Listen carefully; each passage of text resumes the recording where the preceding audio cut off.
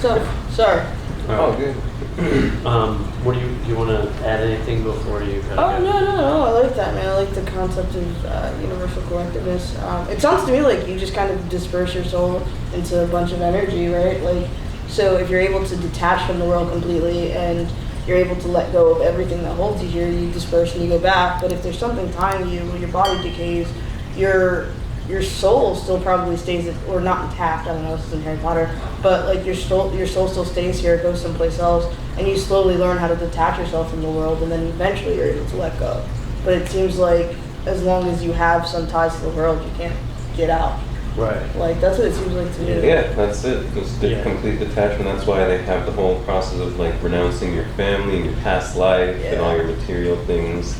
So it's less to hold on to make the spiritual journey easier. But like guys like Paramahansa Yogananda, remember Autobiography of Yogi, they were able to sort of decide when to die. They left their body in some form of, like it stayed preserved for months and months and months. And that like at a relatively young age, I think he was like 57 or something, he just left. Have you ever had a dream? Like or rather a lucid dream? Never. You dream, right? This concept to me. I was just staring at him when he asked me the question. You have a lucid dream? Yeah. Yeah, definitely.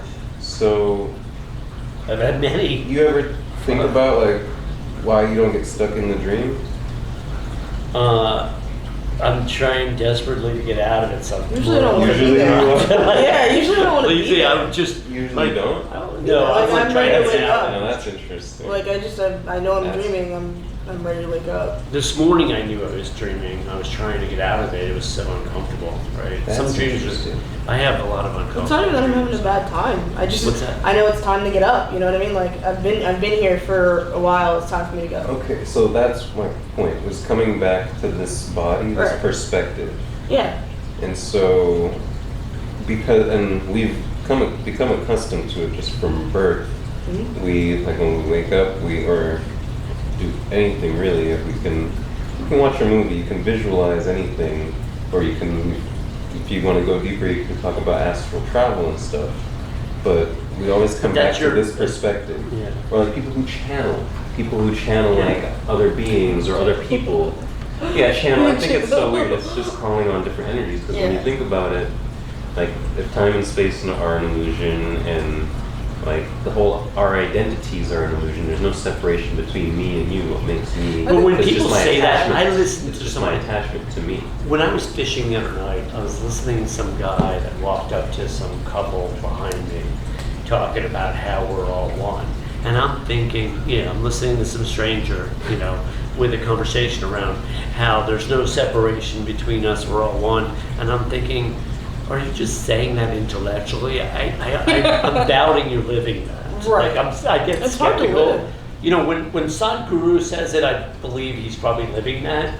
But when someone else says that, most of the time I'm thinking, then you go home and snap at your wife, right? Or like, It's hard to live. I mean, it's easy to intellectualize. Like, it's very easy to say. It I can sounded say, intellectual. right, like I can say it all I want, but yeah. We're all one, Yeah. but then you gotta live as if...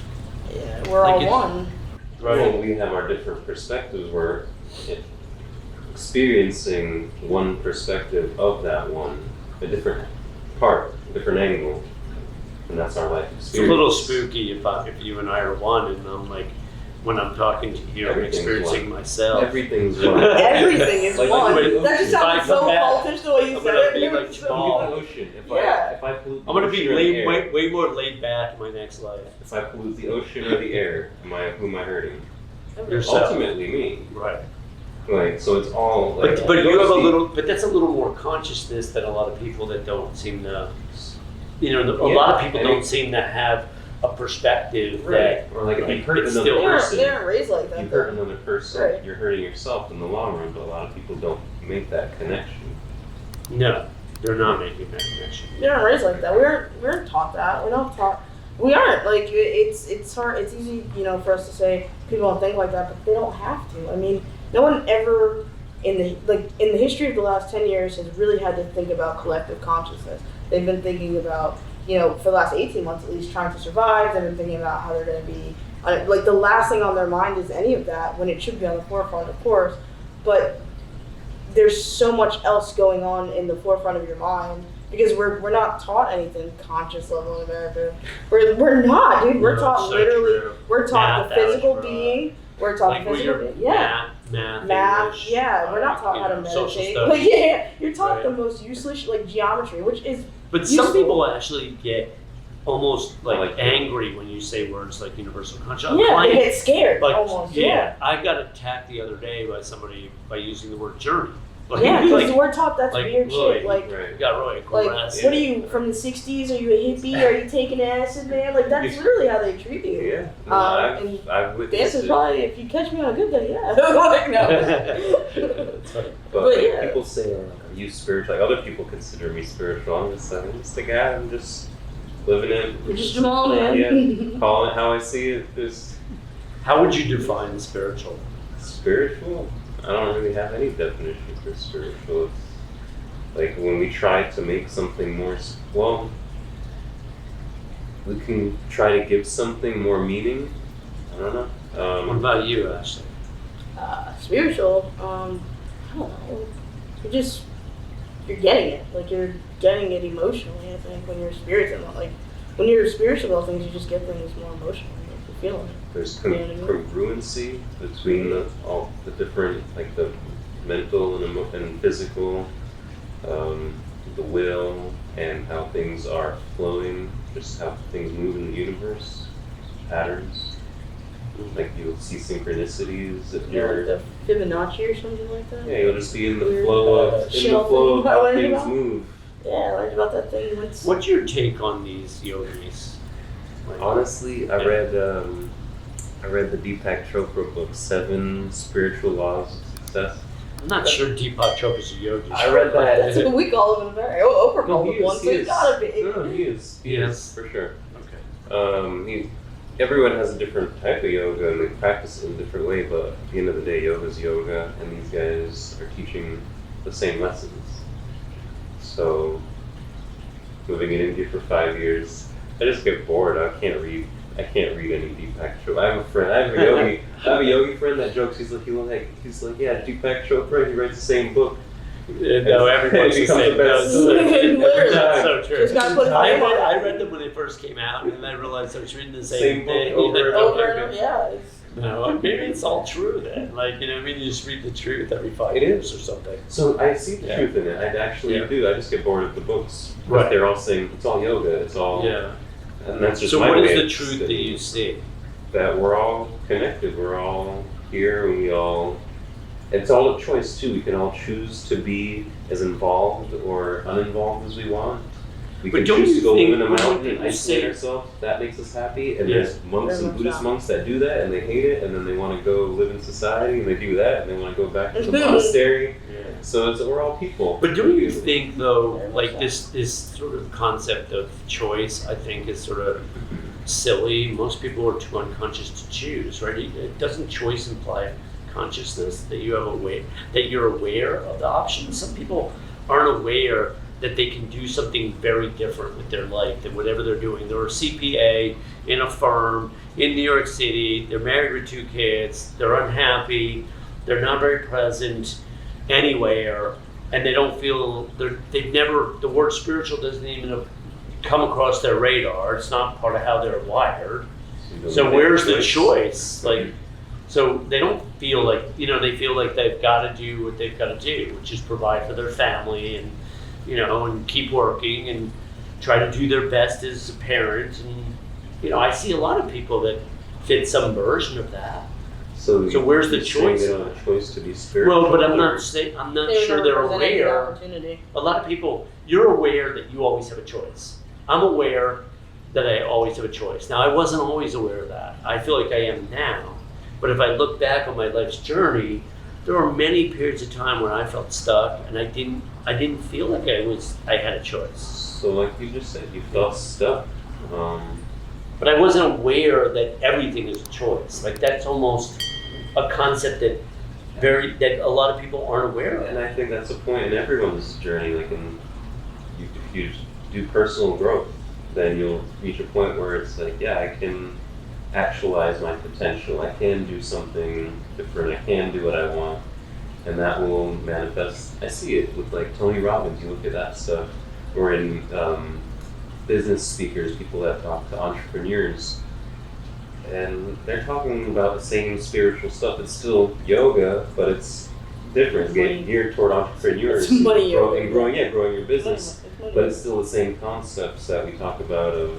But the concept of enlightenment for most people doesn't even cross their radar ever. Like enlightenment, like when I listen to Sadhguru, I'm listening to him basically say, you could either work on improving your life or work on, freedom, which for him is a form of enlightenment, where you escape this equation, right? Whatever you want to call this thing called a human body that you're going to reincarnate in. I think And the rest of us, most of the world doesn't process that. I mean, as long as you're alive, you can't really be enlightened. You can.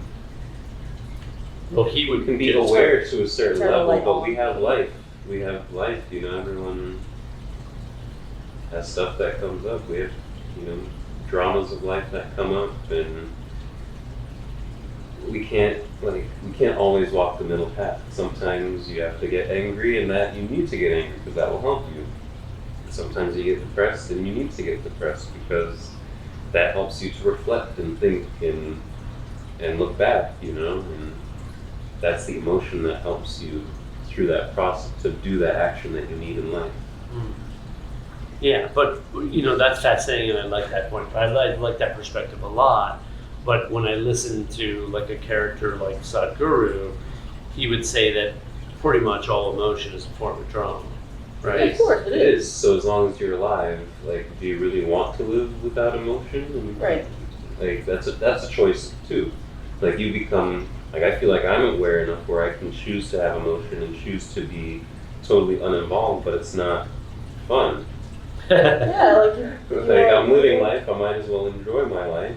Don't have to get attached to all the ups and downs, but I can still enjoy it. Yeah. And before yoga, actually, that's where these teachings, if you heard of Tantra, a lot of people relate Tantra to sex, but Tantra is really just the practice of utilizing our life experiences for the spiritual, as opposed to separating ourselves to be pure or whatever. You can't stop living life. Even if you want to go live in a monastery and be away from all the noise, you're still living life. You can't, how pure are you going to be? You're still in the body, you still poop. Right. No bean and cheese burritos. Yeah. Any final thoughts, Ashley? Because I know she's got to go here. I can Oh, feel it. no, I was listening. I was just listening because I agree, man. You can't, when you say you go through life, all emotions, drama. If that's the case, then I would rather deal with the happiness of getting married than sit at home numb. You know what I mean? There's going to be drama, whether it's, the feeling that you feel when you see someone walk down the aisle, or the feeling of, oh my God, are there enough plates? But that feeling is fantastic. Versus, sitting at home, because I've done this plenty of days, just numb as shit to the world, and I'm like, this is empty. Flatline. I am empty on the inside. I should find something to do that I care about. I mean, even the sadness, I've been through plenty of sadness, so I would trade some of it, but some of it I need it, you know what I mean? Right. Just to become more me, become more of the Ashley character that I am. And if it's all drama, then I'd rather have some drama than just be a total sociopath. Numb as shit going through life. Well, he's talking about enlightenment. No, I also think it's a little bit in denial, because I would believe in Tantra over yoga or Tantra yoga, because you can't separate yourself from your life experiences, no matter how pure you try to be. You're just always You're in life, yeah. So that's the part of it. You're trying to deny yourself your life experience.